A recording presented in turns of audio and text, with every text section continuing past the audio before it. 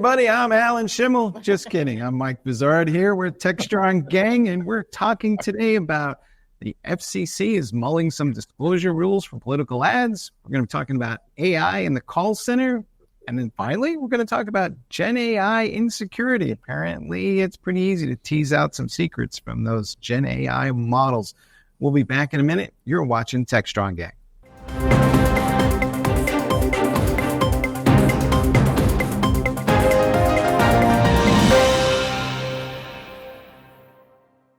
All right, folks, and we're back with an all-star lineup. A lot of folks today happen to be in California. We have a guest, Lisa Martin, who's with CMO Advisor, an arm of Futurum Group, and she's out of San Jose. And then Alan and Mitch are traveling. They're at a conference in Santa Clara. So we have the three folks who got up pretty early this morning for this one. And then finally, we have Bonnie Schneider. Yes. And myself, of course, Mike Bizarre. And we're going to start talking about this first topic, which is the FCC is mulling AI disclosure rules for political ads. This may not come as much of a surprise, but Lisa, I'd like to get your sense of what is going on here with AI and advertising and videos. Yeah. We're going to need to label all these things and say this one was created with AI and this one wasn't, because frankly, I'm not entirely sure most ads are kind of lying anyway. So what difference does it make who created it? That's true. I think when we see it come into the political arena, it gets really scary there. I think transparency, accountability is absolutely necessary. Now, what the FCC is proposing is not a prohibition of using AI. They simply want it to be disclosed. And we know that just a few months ago in New Hampshire, there was about 45,000 people that received robocalls sounding like President Biden, telling them not to vote in the primary to save their votes. So that's something that fooled a lot of people, and that accountability and transparency needs to be there. I support it. I'm a fan of AI, especially Gen AI as a marketer.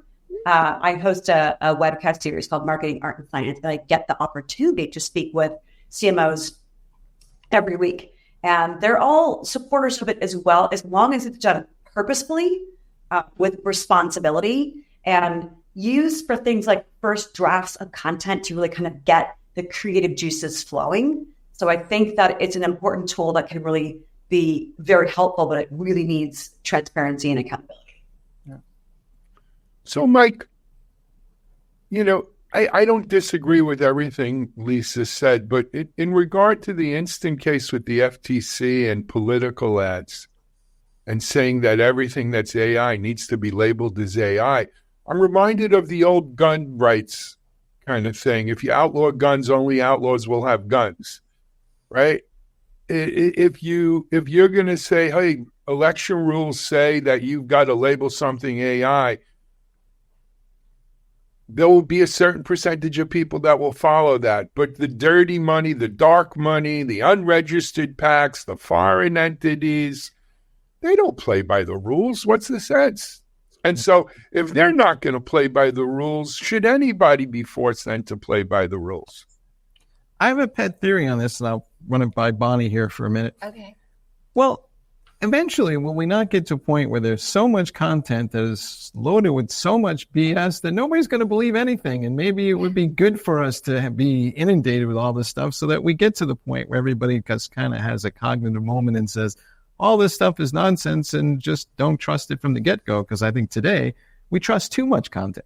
Yeah, I think that's true. And I think with the situation, especially when AI is able to do a deep fake of a political candidate, that's when you're running into trouble. I would imagine whoever's getting imitated. So there could be a solution of doing, I agree with Alan, it would be very tough to enforce, and some people will just ignore any rules that are out there. But there could be a way perhaps to do a hybrid solution where some AI is labeled and others isn't, or perhaps there's a way for more education to be out there for people that are consuming content. For example, the more of us that use ChatGPT, we kind of recognize when we see it. So if you see an article that looks like, you know what I mean? You can sort of get that sense. Not everyone and not all the time, but as more people get familiar with AI, it's perhaps it won't be, like you were saying, as shocking or will fool as many people. Mm-hmm. Strange adverbs was a dead giveaway for ChatGPT, right? Mitchell, is there a technology solution to this problem? Is there things that we can do to kind of maybe make it easier to identify AI content without labeling it, but, just give people some kind of capability to discern if they're interested. So you're wondering, is there a Shazam of AI generated content, right? Like, what is this, right? Where did this come from? I'm serious, actually. I think something like that is probably what we're headed to very quickly. And I think I don't know, I read too many sci-fi books. Maybe we need our own detectors for content to say bing, bing, bing, but then that's all that we'll get is warning labels that this was AI generated. I think, well, first of all, what's the rule going to be if you violate this, right? Hand slap. We can't even keep dark money out of politics and a lot of other, campaign finance rules enforced. So I'm not too optimistic about whatever regulation this might involve. I think one of the tricky parts about it is you may be watching something that who knows who put it together, that someone else tweeted or a political candidate shared on X or whatever platform. And there may be AI generated in one part of it. But how do you know what part of it? Are we going to flash up a little sign that says this part's the AI part? Or was it all? I think it's just, I fell more into the camp of, I think it's all going to be not trusted. And we're going to rely on people that we trust, assuming that we know that it's actually them. So first of all, what you guys are talking about, it kind of sounds like it's something out of Blade Runner, right? If you remember the Blade Runner movies, and they had that thing that you could look in the retina of a person and see if they were a replicant or whatever they called them. Yeah. It's impractical at this point in the game. But, Mitch, what you're describing is, well, I'm just going to believe who I trust, is exactly where we are now as a country. And look at the mess we're in as a result of it. Because what happens, we tend to trust people who say things we agree with. And so it reinforces our tribal differences, our tribal, allegiances, and it tends to rip apart the fabric of a country or of society, Western liberalism for that matter, right? And we need to figure out how to get people to trust media, to trust sources. I was at a lecture, Tuck Chod, who used to, host Meet the Press a couple of years ago. This is when he was still at Meet the Press. And he said that, we're going through a period, and he thought it was going to take 10 to 12 years where people were going to have to learn to discern quality from nonsense on social media. I think AI muddies the waters even more. But the interesting thing he said is that all of us on this show will never learn. It's the next generation. It's the natives, the digital natives, the AI native generation now who grow up with this, that will be better at, I don't know if they'll be able to identify AI, but they'll have better mechanisms to filter and authenticity. And I see it. I see it with young people who have been turned off to the Fox and CNN and MSNBC and Newsmax conundrum. They go on YouTube and TikTok and listen to people you probably never heard of, because those people tend, they think at least, not to politicize news, just to give it straight news with no bias one way or the other. And that's what they're craving. That's what they're looking for. I think that's that generational awareness, because the younger generation will automatically know there's a possibility this is AI. Whereas once you start getting to older generation, they would be shocked. Like, what? This is AI? How can that be? Yeah. So I think there is going to be an awareness that comes up with younger people. That's a great point, Bonnie, on the awareness piece. I think that's absolutely critical for more folks to start understanding that. The SEC is only talking about TV and radio ads, not talking about digital content, streaming content.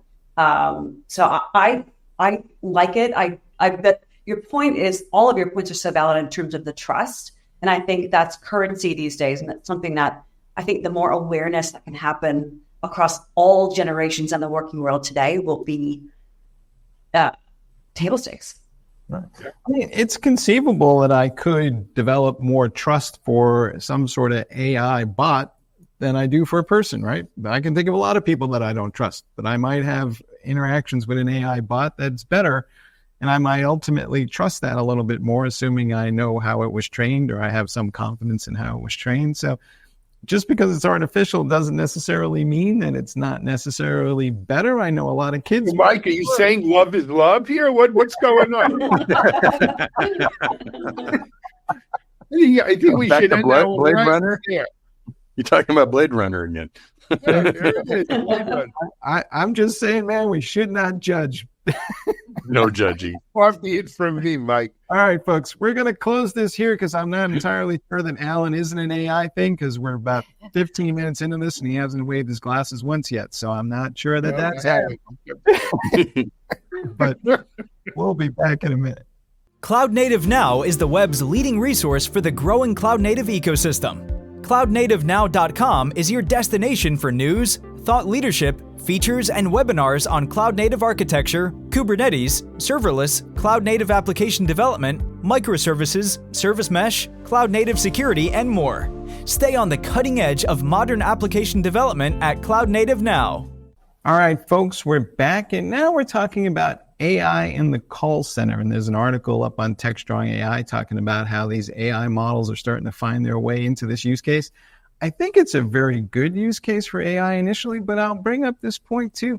My sister-in-law worked in a call center, just quit that job about a month and a half ago and just said it was too much stress. It was just constant people, having issues that she didn't have a playbook for, and the people measuring her performance were kind of like, getting it down to each call had to be flipped within a minute.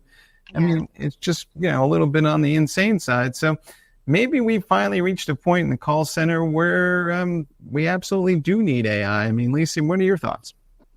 I agree. I think it's a fantastic use case. It's funny because when I talk with folks in tech, which I do regularly as part of the media, people think chatbots. I actually don't think that. What I see it as is an opportunity to help train models and help it learn. And so maybe the next experience is better. But we're seeing on the customer experience front, definitely progress in that area. I think we're seeing shifting priorities. I think it can be an advantage to have virtual AI-powered assistance, customer experience, employee experience, closing calls faster, to your point, Mike, with the turn that your sister-in-law had to do. I think it's a good use case as long as it's done purposefully and responsibly and transparently. Mitch, Mike, I have a... Oh, go ahead. Sorry, what? Can I go? Yep. So I took off my glasses for you. I put something up on my Facebook page yesterday. I know I'm an old person, so I use Facebook. My kids tell me only people my age use Facebook. But it was a Pooh and Piglet thing because I'm a big Winnie the Pooh fan. And Pooh is very upset with the state of the world and what's going on. And he was looking for consolation from Piglet. And Piglet said, Pooh, I wish I could tell you everything's going to be okay, but it's not. But I'll be here with you every step of the way, and we'll get through this together the best we can, but I can't promise you anything. Well, this is the same thing here with these AIs, in this instant case. For too many people, we've been blowing smoke up their butt saying, don't worry about AI taking your job. AI is going to make you 10x more effective. It's going to free you up to do higher level things. AI is going to make you more effective, more efficient, and more valuable. Well, for a lot of people, it is going to do that. But there are going to be some jobs, like a call center kind of job, where quite frankly, AI does it better, faster, cheaper. They never take a sick day or a vacation, and their body of knowledge the body of knowledge in the AI is much greater than the individual who sits, behind a computer or on a head microphone. And you know what? Those jobs are toast. I'll be here every step of the way with you, Pooh, but you're not going to be a call center operator anymore. You should look for something else, because I think that is a job, as Lisa mentioned, where given the right training and body of knowledge, it's a natural to do that. Right. And to say, oh, we're not going to put AIs in there because we want to preserve these people's jobs. I think you have to look hard at who is actually saying that about AI, because it's always invariably the tech company that doesn't want to be perceived as the job killer. So they go out of their way to say, these awesome things about these new roles and capabilities. And there will be some of that. And there might even be more net new jobs at the end of the day. But it's not going to Alan's point, going to happen without a certain amount of trauma into the system. It's just the way things are going to go, and it's just going to be part of the issue. And it may affect older people more than younger people, but it may be harder to get into a new job area for younger people because there is no entry-level job. You got to have 5 years of experience doing stuff, and that's going to be harder to come by. Mitch, what, in the IT set, what are you guys seeing in terms of, what do you think the expectations for skills are going to be? Well, I think one of the benefits of using AI in this use case is we at least won't have listen to the message of, by the way, did you know you can do all this on our website? Well, now I can just do it here with a bot. I don't have to go to the website. I think it's an inevitable application of it. Call centers are notoriously expensive, and they're highly scripted, closely managed and measured, but it doesn't mean that they're successful a lot. I think the current crop of bots, for the most part, are very limited in what they can actually do, and there's potential for having more helpful results from that experience. There's always going to have to be someone, or maybe a higher level bot or a person that you can escalate to that. The question is, where does all this training come from, and how do we train domain specific information about our business? A call center for a telecommunications service to business, B2B, it's going to be much different than how do I pay my credit card bill and I want to dispute this service or something like that. So I think that's where the domain of how do we learn to do that, and how we do we do it effectively? Do we have to figure it out ourselves, or are there going to be a crop of companies that are really good at training models for business call centers, and we'll effectively outsource the whole thing into some digital world with some level of escalation to a human?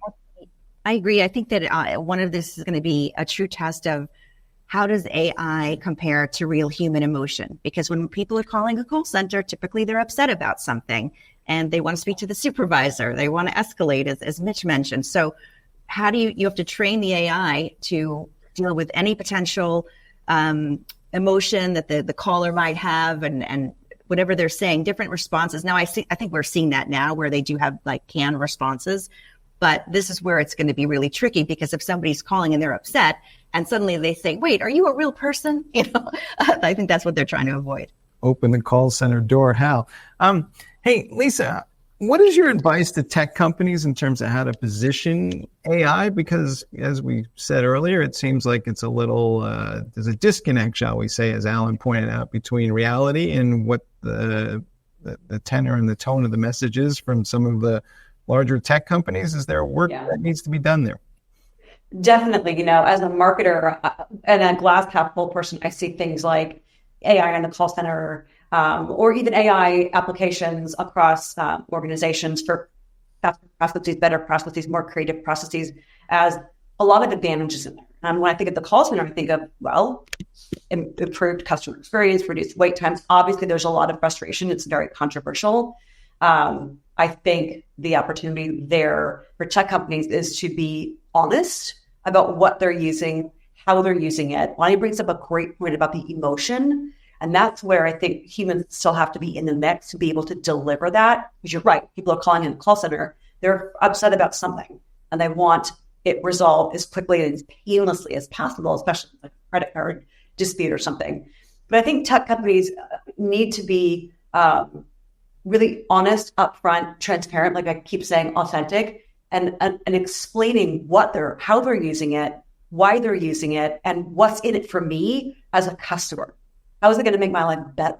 That's what I would want tech companies to be able to deliver. All right. Alan, honesty? Do we need a little more honesty in the system? I mean, you kind of started this conversation. So how does, in your ideal world, what does that honesty look like? It's common sense. I think honesty is common sense. I had this conversation once with a professor at Indiana University.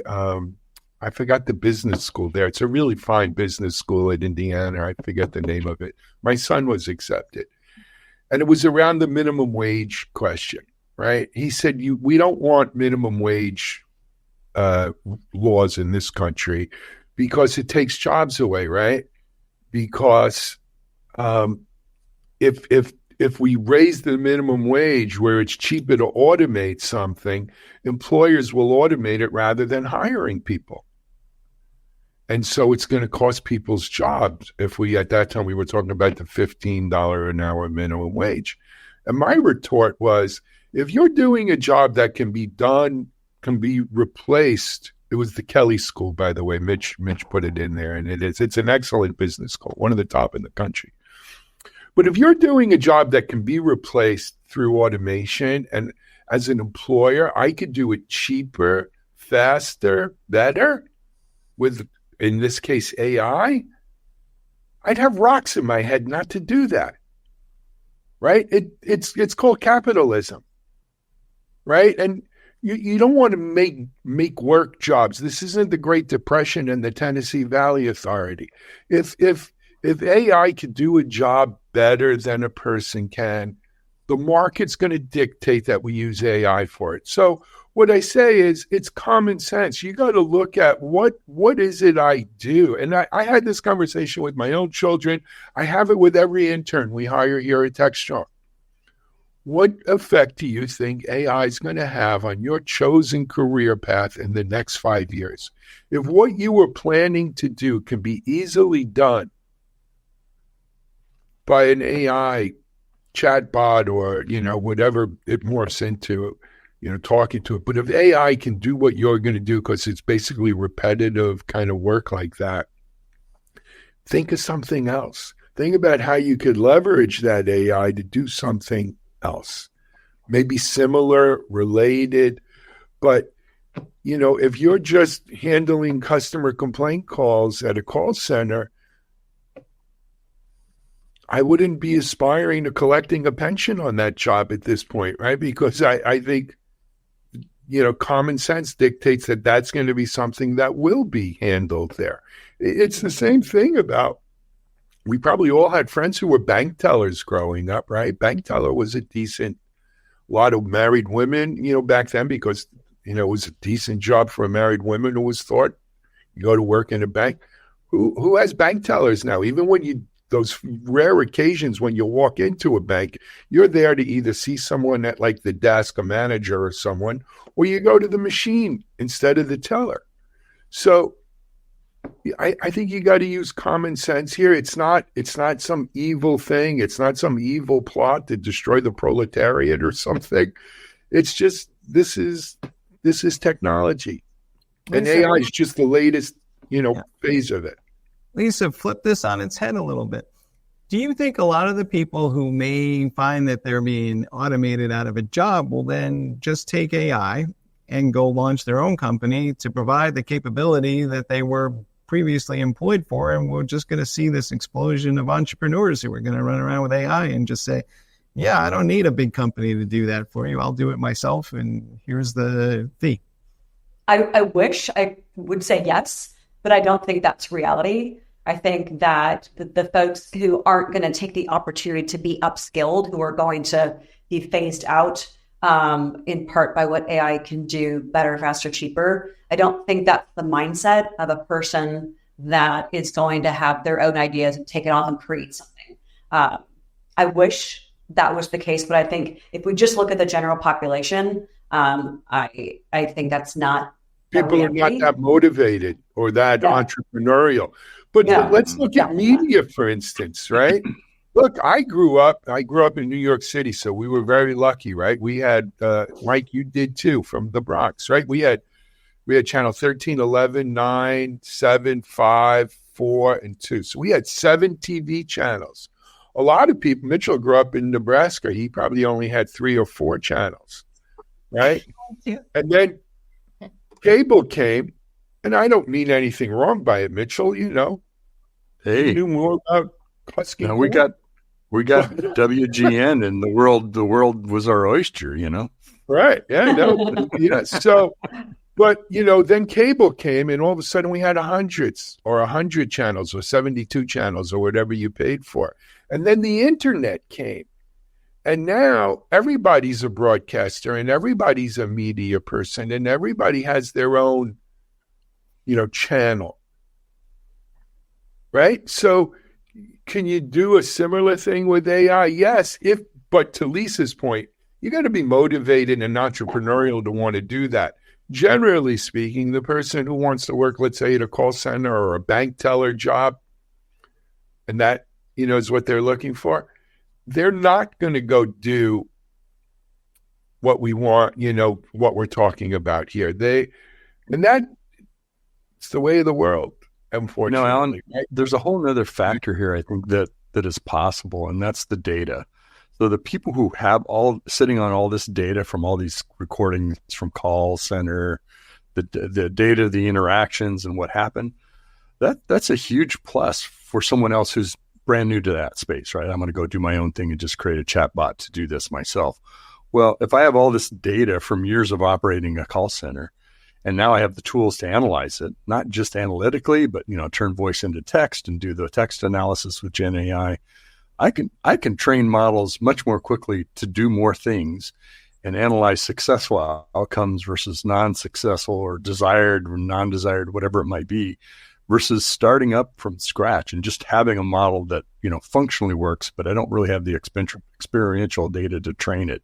I've got to go find some way to train that. I think that's a huge advantage for people who are already doing this function, the business, not necessarily the workers, but can't forget about the data.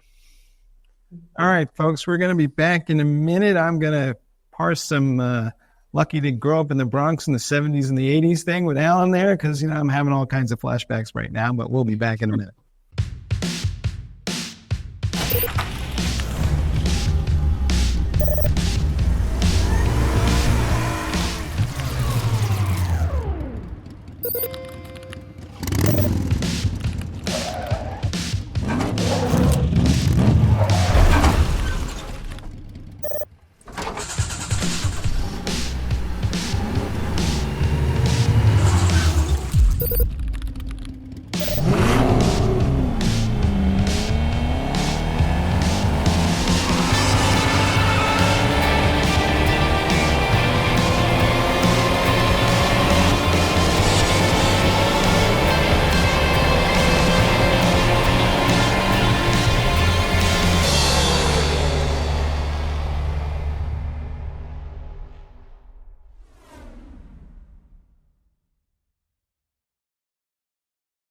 Hello, everybody. We're back and we're talking about Gen AI insecurity. It turns out the folks at Immersive Labs ran a test and they had like 31,000 people participating in this thing and they hid a secret in the LLM. It was basically some social security number and a couple other things. There was like 10 different levels and almost 80% of the time the LLM was tricked, shall we say, into coughing up the secret. So it appears to turn out that, Mitch, maybe you have a thought here, that LLMs can keep a secret about as well as a 5-year-old. So can we make business around that?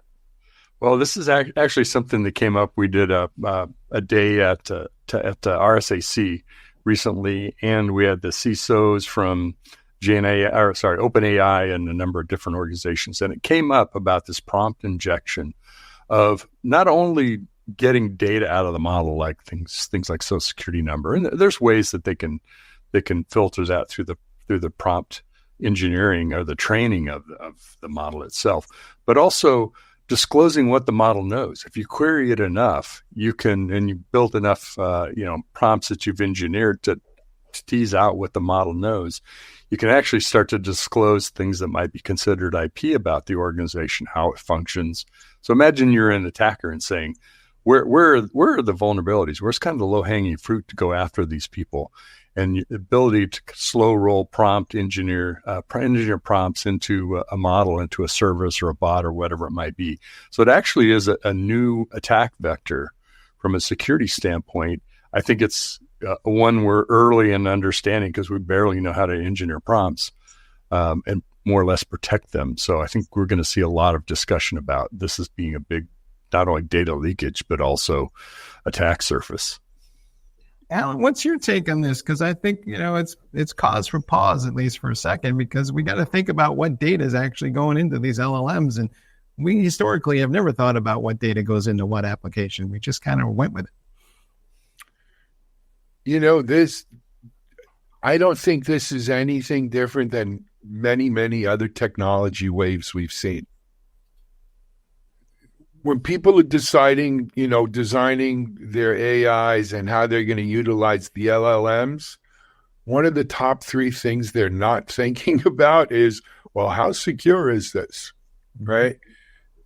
We will get better security in our LLM data when the consumers and the users of the LLMs demand better security. Right now, they just, they're enamored with the parlor trick, with the, magical, auto-magical nature of these things. And I don't think security is getting the attention it may get later on. And security will get important eventually. Like I said, when people say they need it and they want it and they demand it, then they'll do it. It could be connecting the dots. I think that's right. Like, for security to be at the forefront, something has to happen. But maybe because it's coming from an LLM, then to the user, we weren't going to see it right away. It could be a subtle thing where the user then takes an action which makes them less secure, and they don't put 2 and 2 together and realize, wait a minute, where did I get that advice to do this that came from an LLM? Lisa, do you think that this is a marketing nightmare in the brewing here? Because, in about 4 or 5 months, there might be an issue. And the first thing we're all going to agree on is that it's the tech company's fault. Right. Finger pointing, it's going to happen for sure. I think it highlights the importance of rigorous testing, validation, and the development of AI-powered systems for any company. I also think, though, that there's opportunity for innovation. What we're seeing here now with the flaws, and Mitch brought up a great point about being another attack surface. Ransomware attacks happen every 11 seconds. But I think the discovery of these flaws that Immersive Labs has uncovered is really providing opportunities for organizations to be more innovative, more aware. I think that awareness piece is so critical, especially when security is concerned, because people are often the weakest link. And now we're having demonstrative AI secrets being revealed. But I think that for organizations, tech companies, I think, and this will spread to other industries as well, leveraging AI-powered security testing, monitoring, trading, consulting is really where this can go, to be a positive thing, to acknowledge, yes, we have an issue here. This is what we're doing. This is how we're going to innovate, learn from it, and start reducing security risks. I don't think they're going to go away. They can be hopefully dialed down.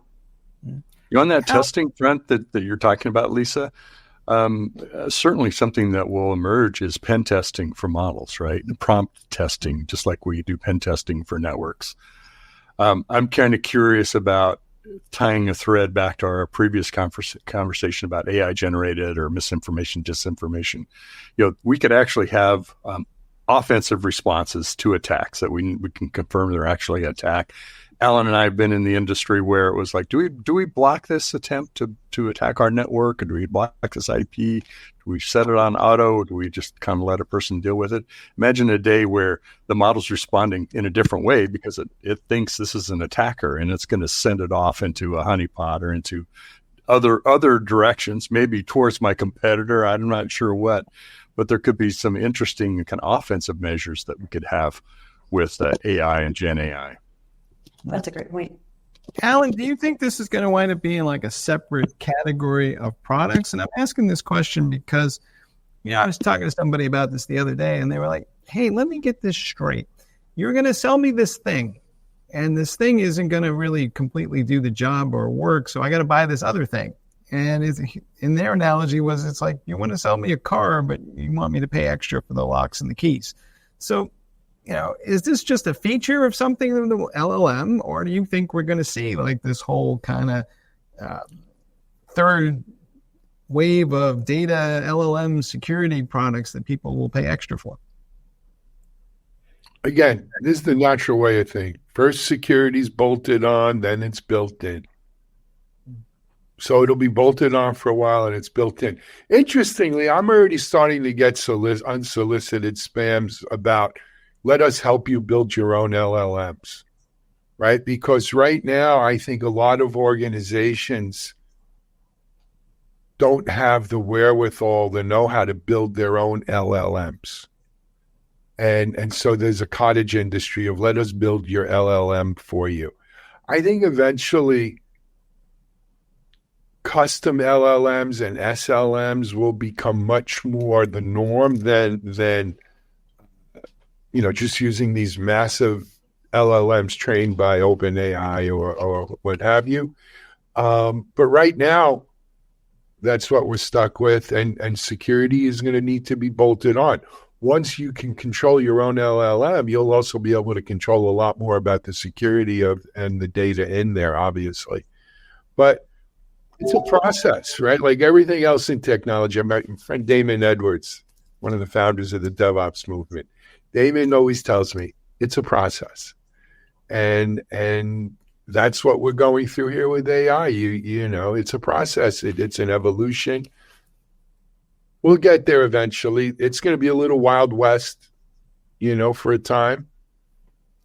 But, so is the U.S. It happens. That's just the way of things. Lisa, do you agree with that? Is that kind of the arc of things? And how does a tech vendor position something that is, shall we say, inherently insecure in a way that somebody wants to buy it? Yeah, it's a great conundrum that we're living in right now. I do agree with what Alan is saying. I think that we're going to have to see the transparency, the honesty, the accountability, and the acceptance that until, to Alan's point, we can get control over the data in LLMs, we have to acknowledge that there are inherent security risks that probably, we're talking about what Immersive Labs found. There's probably so many more that we haven't found yet. And so the control factor is key, but also so is the acknowledgement that, hey, we're all still learning here together. It is going to be the wild, wild west for probably quite some time. But acknowledging that and I think being honest and truthful about that is a great thing that tech companies, and I think companies in every industry, can do, to say, we understand that there are inherent flaws here. We're working to identify as many as we can and dial it down and eradicate them. Mitchell, am I going to need an LLM to monitor and secure my LLMs? Well, I think that's very much a possibility. Think of this just like we have specialized humans in techniques like penetration testing and evaluating security of systems. The same thing will happen with AI. And I'm reminded of the movie Creator on Hulu. Not to give away the end of the story, but you be careful what you ask for when you meet who the creator actually is. Well, in this case, I think we're going to be using AI to create and test AI, just like we're going to do for software. We're going to do the same thing for security. Is it the panacea that's going to solve all the problems? No, it's not going to. But I think it's inevitable. To Alan's point, this is the way of things, or to The Mandalorian, this is the way. Speaking of the way, you way to finish strong, Mitchell. Strong, boy. Bump.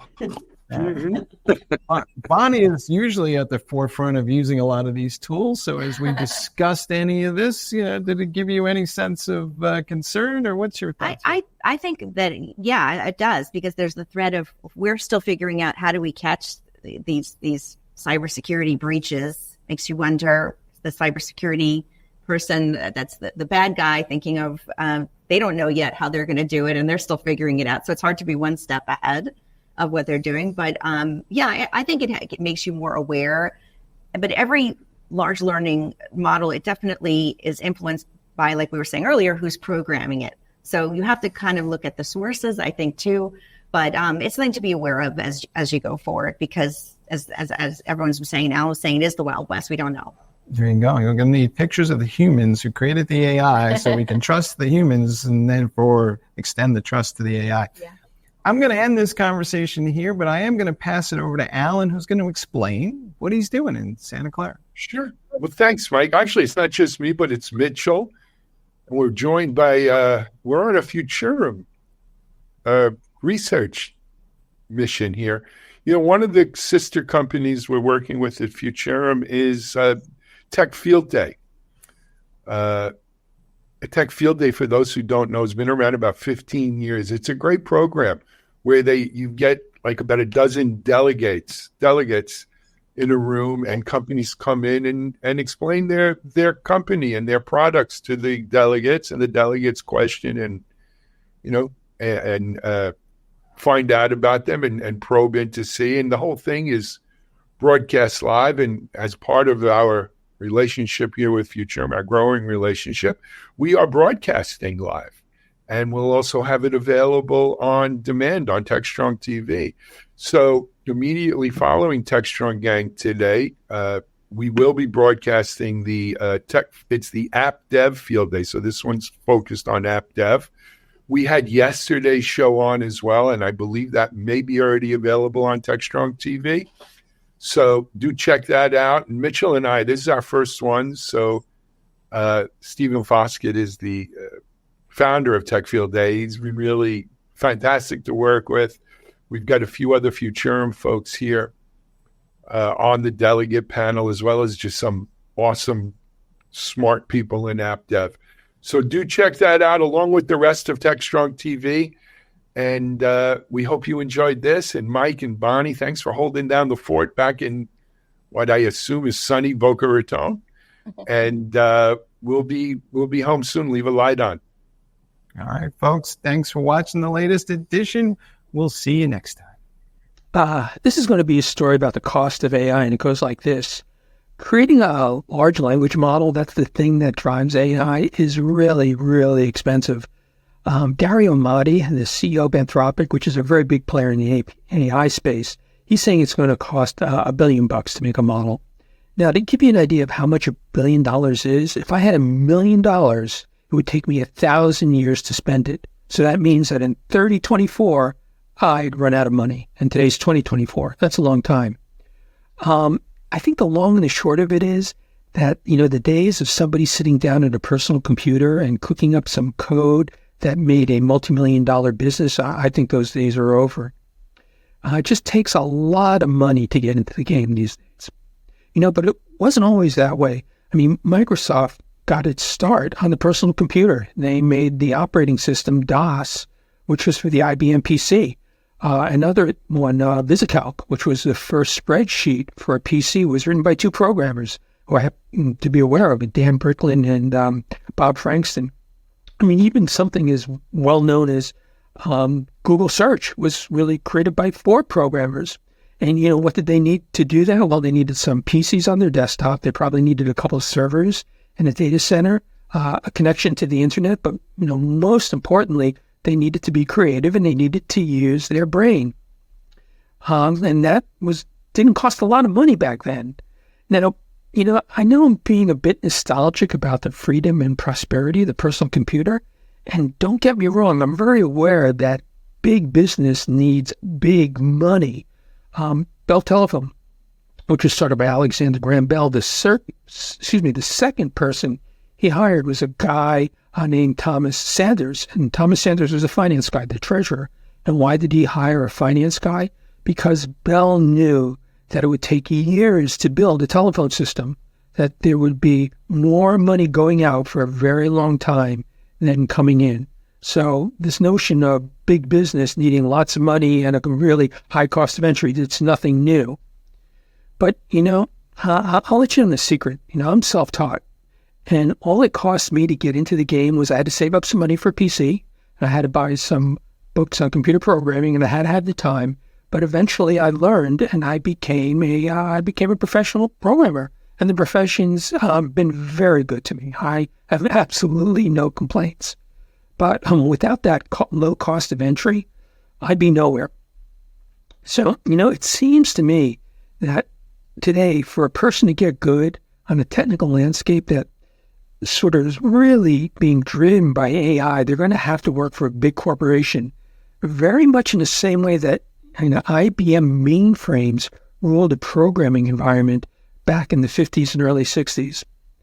And I just don't know if another one of me is going to be able to come along, or, a Gates or Bricklin or, the guys at Google. when I'm not in their league by any means, but without that low cost of entry, they're just not going to be able to make it. So, I guess in order to prosper, in the future, you're not only going to need to know the in and outs of machine learning, but you're also going to have to know how to get along in a corporate environment, which is not something I've been very good at. But, it didn't really matter because all I've ever needed to get by is, a PC, a connection to the internet, and my brain and a good amount of creativity. And I've been okay. But, I'm wondering if this high cost of entry is really going to prevent some aspiring technologists to be able to even play. I really wonder about that. And, does it matter that the growing cost of AI is going to prevent this little guy from getting in? Oh, I don't know. But is it something worth thinking about? Yeah, I really think it is.